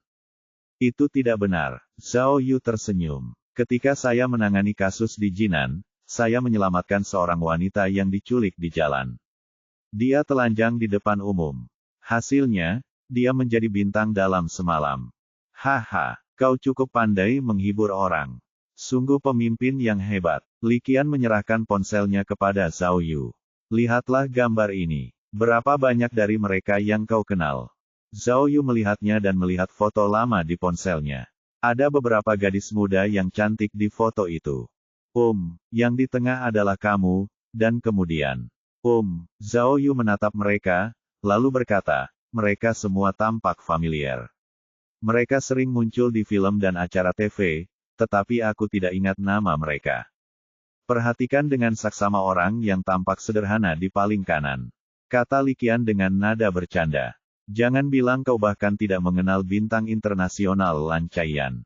Oh, sekarang aku mengerti. Kata Zhao Yu. Kudengar dia bekerja sama dengan Sang Ge Yundun dalam sebuah film baru, kan? Beberapa hari yang lalu, berita mengatakan bahwa dia telah menemukan saudara kembarnya dan terlibat dalam gugatan hukum atau semacamnya. Apakah itu dia? Li Qian menjawab dengan dingin. Saya khawatir itu hanya sensasi. Zhao Yu menunjuk foto itu dan bertanya, apakah dia salah satu teman sekelasmu? Tidak. Li Qian mengambil kembali ponselnya dan menggelengkan kepalanya. Ini diambil saat audisi untuk Princess Lonely. Saat itu, kami semua adalah kandidat untuk peran aktris utama. Pada akhirnya, Lan Chaiyan mengalahkan semua yang lain dan memenangkan peran tersebut. Sejak saat itu, dia menjadi seorang superstar. Oh, Zhao Yu mengangguk. Maksudmu Lan Chaiyan tidak bermain adil? Li Qian tersenyum getir. Apa yang disebut kompetisi yang adil itu hanya sandiwara. Keluarga Lan Chaiyan menghabiskan jutaan dolar untuk mendapatkan peran itu untuknya. Kami yang lain bahkan tidak mendapat kesempatan untuk berkompetisi. Oh, Zhao Yu mengangguk. Tapi, karena kamu sudah tahu hasilnya sebelumnya, kamu tidak perlu menyesali apapun. Tahukah kamu, sikap negatifmu tidak akan mengubah apapun. Li Qian menatap Zhao Yu selama beberapa detik. Jelas, kata-kata Zhao Yu telah membuatnya merasa lebih buruk. Tak lama kemudian, suasana menjadi canggung, dan kedua orang itu hanya saling menatap. Li Qian berhenti merokok, dan Zhao Yu hanya berdiri di sana, sama sekali tidak bersuara. Akhirnya, Li Qian memimpin untuk memecah keheningan. Saya tahu apa yang ingin Anda tanyakan kepada saya. Saya dapat memberitahu Anda dengan jujur bahwa Zhang Yong adalah orang baik. Dia lebih bersih daripada Su Yu. Percayalah, sama sekali tidak ada masalah dengannya. Saya kira itu juga alasan mengapa pembunuhnya tidak membunuhnya. Oh, mendengar ini, Zhao Yu terkejut. Bagaimana kamu tahu apa yang sedang kupikirkan? Karena semua korban yang meninggal telah melakukan dosa yang tidak dapat diampuni. Kata Li Qian dengan nada yang canggih. Tentu saja, Anda ingin tahu tentang orang-orang yang masih hidup. Zhao Yu mengangguk pelan. Tanpa diduga, Li Qian tidak hanya pintar, tetapi juga pandai membaca pikiran orang lain. Jadi, Zhao Yu bertanya padanya, bagaimana denganmu? Kamu juga diselamatkan oleh si pembunuh. Apakah kamu tidak bersalah, seperti Zhang Yong? Bab 740. Itu tergantung bagaimana menurutmu, Pak Polisi. Li Qian kembali menghisap rokoknya dalam-dalam. Ia kemudian memejamkan mata dan berkata, saya akui dosa saya tidak lebih sedikit dari orang-orang itu, tetapi saya juga korban. Saya dipaksa melakukan apa yang saya lakukan karena kenyataan dunia yang kejam. Saya hanya ingin membuat hidup saya lebih baik. Bisakah kamu lebih spesifik? Tanya Zhao Yu. Aku bersimpati padamu, tapi aku juga ingin tahu kebenarannya. Untuk mendapatkan peran, aku juga memperkenalkan gadis-gadis kepada para petinggi ini. Aku juga seorang ibu. Li Qian menggelengkan kepalanya sambil membuang rokoknya ke laut. Aku menindas pendatang baru dan bermain-main dengan aktor lain. Aku pernah bersama pria yang sudah menikah dan sugar daddy. Aku juga seorang pecandu narkoba. Jari-jarimu tidak cukup untuk menghitung semua dosaku. Apakah kau sudah puas sekarang, polisi? Zhao Yu terdiam. Li Qian menandatangani, lalu berkata, tapi, pembunuhnya tidak membunuhku. Aku masih hidup. Itulah kebenarannya. Box novel, Koem. Setelah itu, Li Qian menarik napas dalam-dalam, lalu kembali ke kantor. Zhao Yu berjalan ke pagar D dan melihat ke laut yang gelap. Dia memikirkan kata-kata Li Qian dengan saksama. Dia merasa bahwa jika apa yang dikatakan Li Qian benar, si pembunuh memiliki aturan yang menentukan setiap pembunuhan. Semua orang yang terbunuh memiliki dosa, tetapi tidak semua orang yang berdosa terbunuh. Jadi, Pembunuhan itu dilakukan bukan untuk membela keadilan, tetapi untuk balas dendam. Jadi, kenapa pembunuhnya melakukan hal ini? Saat Zhao Yu merenungkan motif pembunuhnya, sistem akhirnya mengiriminya pemberitahuan. Heksagram Kungen hari ini telah selesai, dan Zhao Yu telah mencapai tingkat penyelesaian 144%. Hasilnya, ia memperoleh perangkat baru yang disebut perisai lengan tak terlihat. Alat itu dapat membuat lengan penggunanya tidak terlihat, sehingga dapat menahan serangan apapun. Mendapatkan alat sekuat itu membuat Zhao Yu merasa seperti menjadi orang yang tangguh asteris, seperti Captain Amerika. Meskipun 144% tidak rendah, Zhao Yu tahu bahwa, karena ia telah melewatkan petualangan duplikat hari ini, tingkat penyelesaiannya tidak sebaik yang seharusnya. Pada saat kritis ini, Zhao Yu tidak berani membuang waktu, jadi ia segera memulai heksagram baru. Tanpa diduga, itu adalah heksagram Geng Li. Karena Li melambangkan persahabatan, ia memperkirakan bahwa ia mungkin akan bertemu dengan beberapa teman baru besok. Sang jenderal memberi Zhao Yu rasa percaya diri, karena heksagram ini berarti bahwa ia mungkin akan membuat lebih banyak kemajuan dalam kasus tersebut. Karena kasus ini cukup rumit, agar tetap bersemangat setiap hari, kelompok investigasi khusus bergantian beristirahat. Jadi, Zhao Yu tidur sebentar di sofa. Setelah tidur selama 1 jam, dia bangun dan melanjutkan analisis kasusnya. Departemen forensik baru saja mengirimkan banyak bukti. Misalnya, mereka telah mengekstraksi residu obat penenang dari korban yang meninggal, membuktikan bahwa mereka semua telah diracuni sebelum meninggal. Namun, karena jumlah residu yang berbeda-beda, tingkat gejala koma bervariasi dari orang ke orang. Hal ini khususnya terjadi pada Su Yu, yang terbakar oleh bom sinyal. Ia memiliki jumlah residu paling sedikit di dalam tubuhnya, yang menunjukkan bahwa ia berada dalam tingkat koma terendah malam itu. Dari bukti ini, Zhao Yu meramalkan bahwa kematian Su Yu mungkin benar-benar kecelakaan. Ini karena dia tidak minum banyak air dan tidak sepenuhnya tidak sadarkan diri malam itu. Faktanya, Su Yu mungkin terbangun saat pembunuhan itu terjadi. Kemudian, Su Yu kemungkinan besar melarikan diri karena panik, dan dengan tergesa-gesa, si pembunuh mengeluarkan pistol sinyal dan membakarnya. Karena latar belakang Su Yu yang jelas dan jujur, mungkin namanya tidak ada dalam daftar pembunuhan si pembunuh. Li Qian dan Zhang Yong mengatakan bahwa pistol sinyal itu milik kru mereka dan telah dikemas dalam tas darurat. Tidak seorang pun pernah menggunakannya sebelumnya, jadi tidak ada yang benar-benar memperhatikannya. Pemeriksaan forensik tidak menemukan sidik jari yang jelas di sana, yang menunjukkan bahwa pembunuhnya telah menembakkan pistolnya sambil mengenakan sarung tangan atau telah menghapus sidik jarinya setelah membunuh Su Yu. Departemen forensik terus mengirimkan temuan baru, tetapi tidak ada kabar terbaru dari Kapten Dou. Sejauh ini, mereka belum menerima informasi apapun tentang keberadaan Guo Yihang. Tidak ada yang tahu kemana Guo Yihang pergi. Setelah malam yang melelahkan, saat itu pukul 6 pagi dan matahari baru saja terbit. Zhao Yu masih mengisi informasi di papan tulis sambil menguap 2 kali karena kurang tidur. Pada saat ini, Zheng tiba-tiba menggaruk kepalanya, sambil menatap layar komputer. Apa? Wu Xiumin terbangun oleh ledakan amarah Zheng Ke. Zhao Yu juga berbalik untuk melihat apa yang mengganggu Zheng Ke.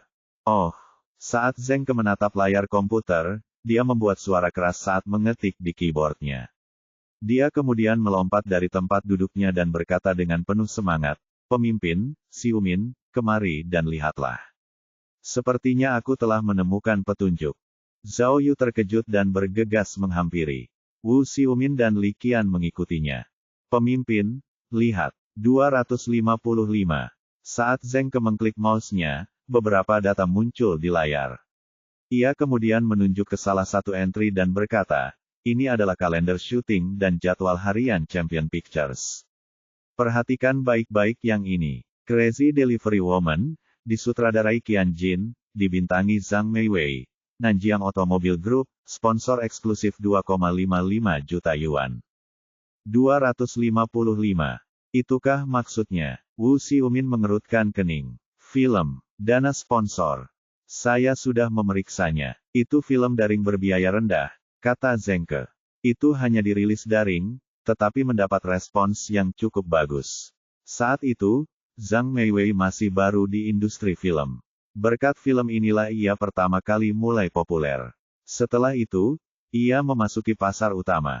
Wu Xiumin menggelengkan kepalanya. Tapi, apa maksudnya? Mengapa pembunuhnya meninggalkan ini untuk kita? Zhao Yu memandang Li Qian dan bertanya apakah dia tahu sesuatu tentang hal itu. 4 tahun lalu, saya belum bergabung dengan Champion Pictures. Li Qian menggelengkan kepalanya dan berkata, Zhang Yong, kamu sudah lama bekerja di sini. Apakah kamu ingat film ini? Semua orang menoleh ke arah Zhang Yong, hanya untuk mengetahui bahwa dia sudah tertidur di meja, dan video yang ditontonnya masih diputar.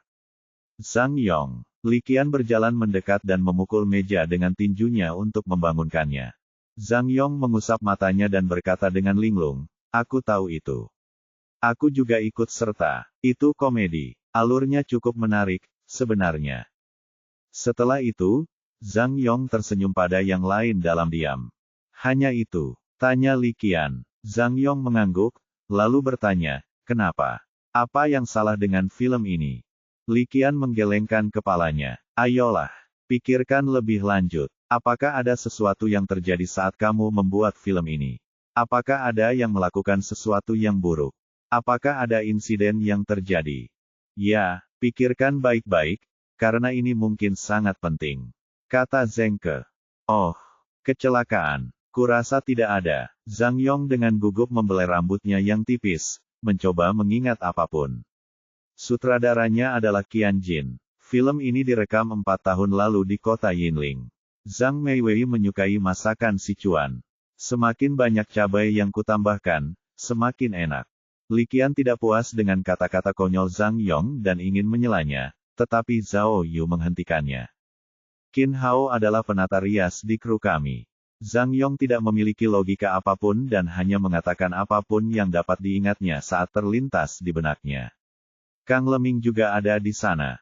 Ngomong-ngomong, film ini disponsori oleh Nanjiang Automobile Group. Mengapa mereka mensponsorinya? Oh, film ini tentang wanita pengantar barang, jadi ada iklan yang tidak penting. Mobil Express adalah semua merek mereka, jadi mereka hanya berinvestasi di dalamnya. Nanjiang Automobile Group. Zheng Ke mengulang nama itu sambil melakukan pencarian cepat di internet. Ia lalu menggelengkan kepala dan berkata, sekarang sudah tutup. Teruskan. Zhao Yu mendesak Zhang Yong. Tidak masalah apa yang bisa kamu ingat, karena apapun bisa membantu. Ada sesuatu yang terjadi pada hari pertama syuting. Qiao Ruxue bertengkar dengan sutradara, tetapi yang lain menghentikannya. Kata Zhang Yong. Qiao Ruxue. Li Qian menggelengkan kepalanya. Siapa dia? Kamu tidak kenal Qiao Ruxue? Tanya Zhang Yong. Oh, itu masuk akal. Sejak saat itu, Qiao Ruxue berhenti berakting. Tapi, sebelum itu, kupikir dia baik-baik saja. Mengapa dia melakukan itu? Zhao Yu sepertinya teringat sesuatu yang penting, jadi dia bertanya dengan tergesa-gesa. Oh, kudengar Qiao Ruxue awalnya adalah pemeran utama wanita. Namun, karena beberapa alasan fisik, perannya diubah. Alasan fisik? Apa maksudmu? Wu Xiumin bertanya dengan mendesak. Alergi. Tiba-tiba wajahnya banyak jerawat, dan karena jadwal syuting yang padat, aktris lain mendapatkan perannya, kata Zhang Yong. Ia kemudian menambahkan, saya mendengar bahwa memang begitu, tetapi saya tidak begitu jelas tentang semua detailnya. Saya hanya mendengarnya dari orang lain. Anda bisa bertanya kepada Kang Leming tentang hal itu. Orang itu seharusnya tahu lebih banyak tentang hal itu, dan dia tukang gosip. Menurutku tidak perlu melakukan itu. Pada saat ini, Zheng Ke berhenti mengetik dan menatap ke arah kelompok lainnya. Dia kemudian berkata, aku baru tahu kalau Qiao Ruxue dan Guo Yihang adalah teman sekelas.